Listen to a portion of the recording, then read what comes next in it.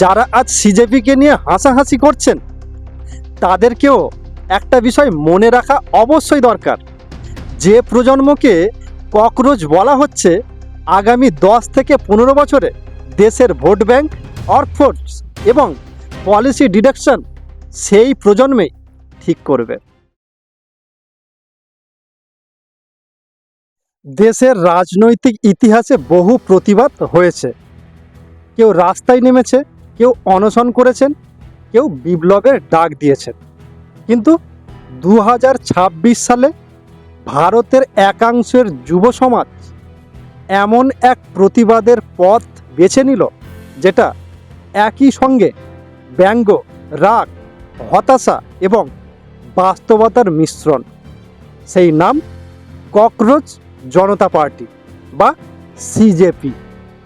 প্রথমে অনেকেই এটাকে নিছক মিম, জোক বা ট্রোলিং বলে উড়িয়ে দিয়েছিল, কিন্তু কয়েক দিনের মধ্যেই এই ডিজিটাল আন্দোলন এমন জায়গায় পৌঁছে যায় যেখানে দেশের বড় বড় রাজনৈতিক দলগুলোকেও সোশ্যাল মিডিয়ায় টপকে যাওয়ার দাবি সামনে আসে।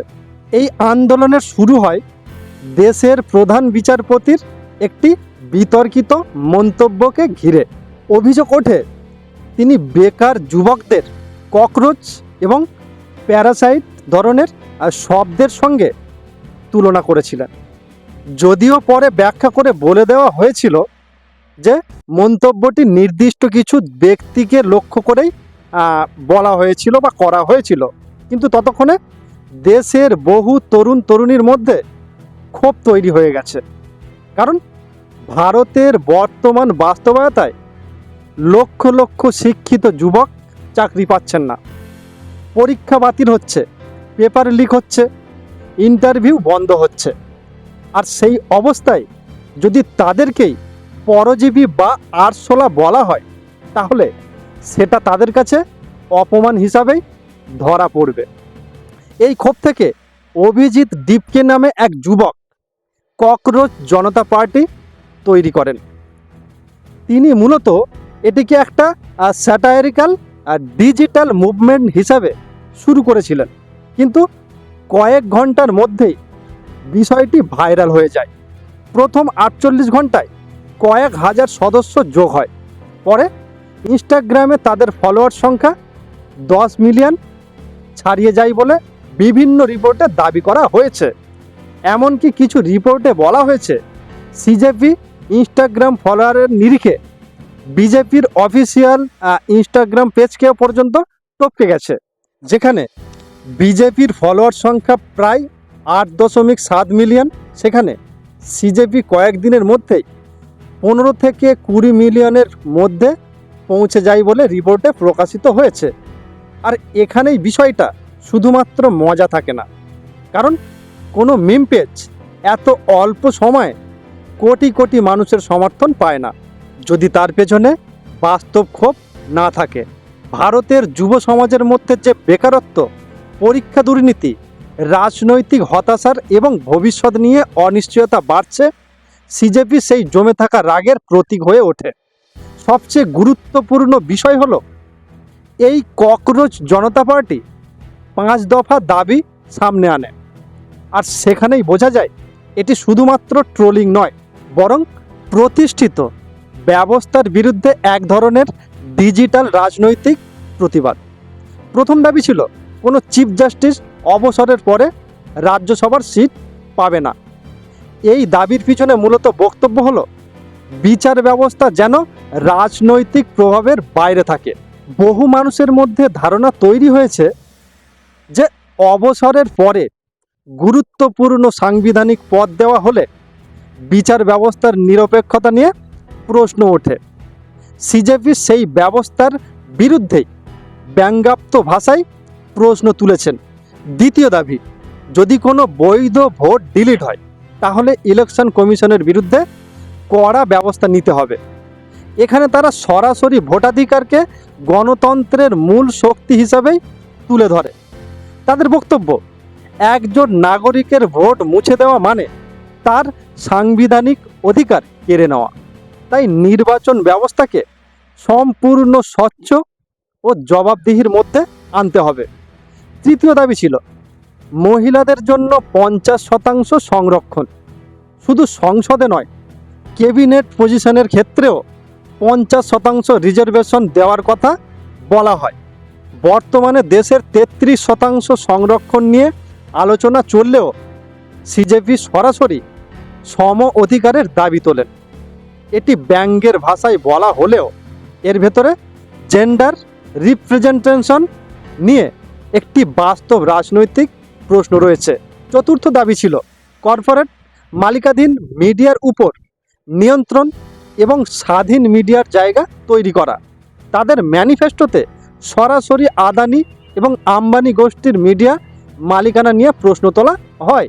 গদি মিডিয়া এই শব্দ ব্যবহার করে তারা অভিযোগ তোলে যে দেশের বড় অংশের মিডিয়া আর স্বাধীন নেই।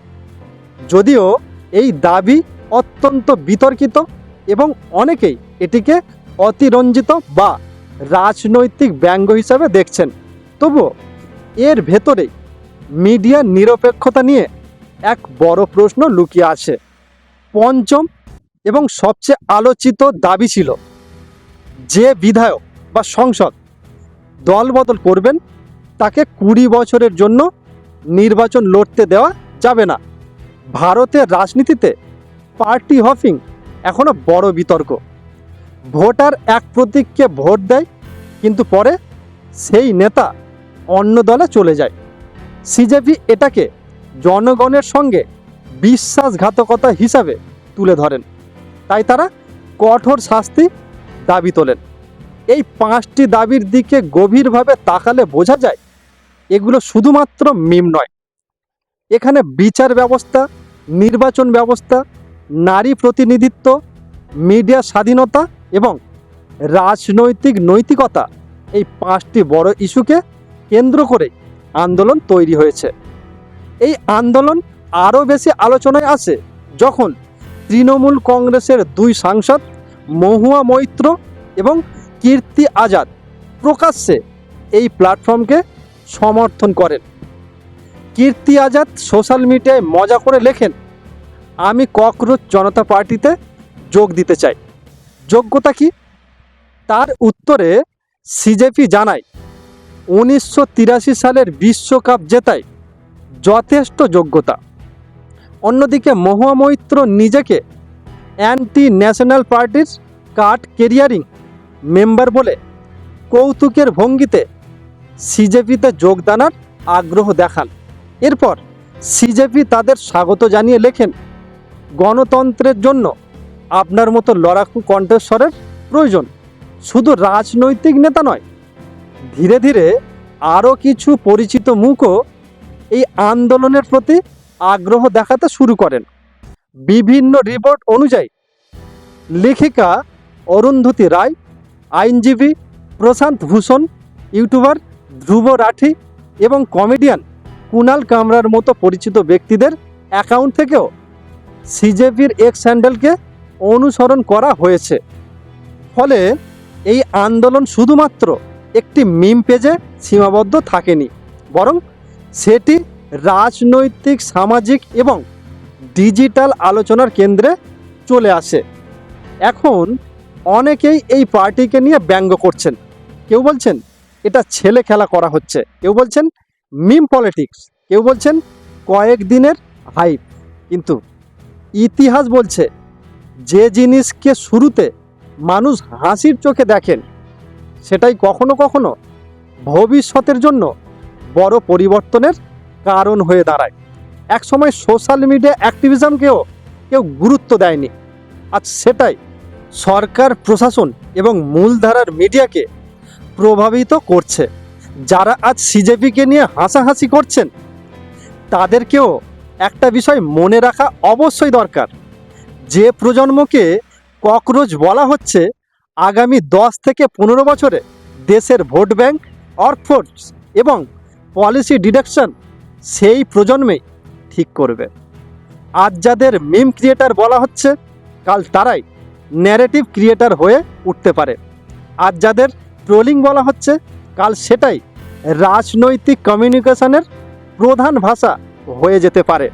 কারণ এই আন্দোলনের সবচেয়ে বড় শক্তি হলো এটি ভয় পায় না, এটি ট্র্যাডিশনাল রাজনৈতিক ভাষা ব্যবহার করে না, এটি ব্যঙ্গ দিয়ে প্রশ্ন করে। আর ইতিহাসে বহুবার দেখা গেছে যখন কোনো সমাজে মানুষ সরাসরি কথা বলতে ভয় পায় তখন স্ট্যাটার সবচেয়ে শক্তিশালী অস্ত্র হয়ে ওঠে। তাই ক্ষমতায় যারা আছেন তাদের জন্য এই ঘটনাটি একটি বড় বার্তা। যুব সমাজকে ছোট করে দেখা, তাদের হতাশকে উপহাস করা বা তাদের ক্ষোভকে মিম কালচার বলে উড়িয়ে দেওয়া ভবিষ্যতে বড় রাজনৈতিক ভুল হয়ে দাঁড়াতে পারে। কারণ যে প্রজন্ম আজ ইনস্টাগ্রাম রিল বানাচ্ছেন সেই প্রজন্মই আগামী দিনে নির্বাচন, জনমত এবং রাজনৈতিক ভাষা বদলে দিতে পারে। ককরোচ জনতা পার্টি সত্যিই কোনো দিন বাস্তব রাজনৈতিক শক্তি হবে কি না সেটা ভবিষ্যৎ বলবে। হয়তো কয়েক মাস পরে এটি হারিয়ে যাবে, আবার হয়তো এটাই ভারতের প্রথম জেনজি ডিজিটাল প্রতিবাদী আন্দোলন হিসাবে ইতিহাসে জায়গা করে নেবে।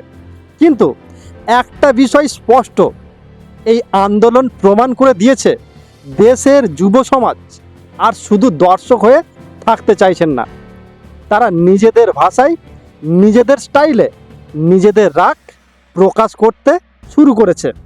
আর সেই কারণেই ককরোচ জনতা পার্টি এখন শুধু একটা নাম নয়, বরং বর্তমান সময়ের রাজনৈতিক হতাশা ও ডিজিটাল বিদ্রোহের প্রতীক। আর এই ককরোচ জনতা পার্টির সম্বন্ধে আপনার কি ধারণা? অবশ্যই আপনার গুরুত্বপূর্ণ মতামত ভিডিওর কমেন্ট বক্সে লিখতে ভুলবেন না। তো আজকের এই পর্যন্ত, দেখা হচ্ছে পরবর্তী কোনো নতুন ভিডিওতে। ততক্ষণ আপনারা ভালো থাকবেন, সুস্থ থাকবেন। নমস্কার এবং জয় হিন্দ।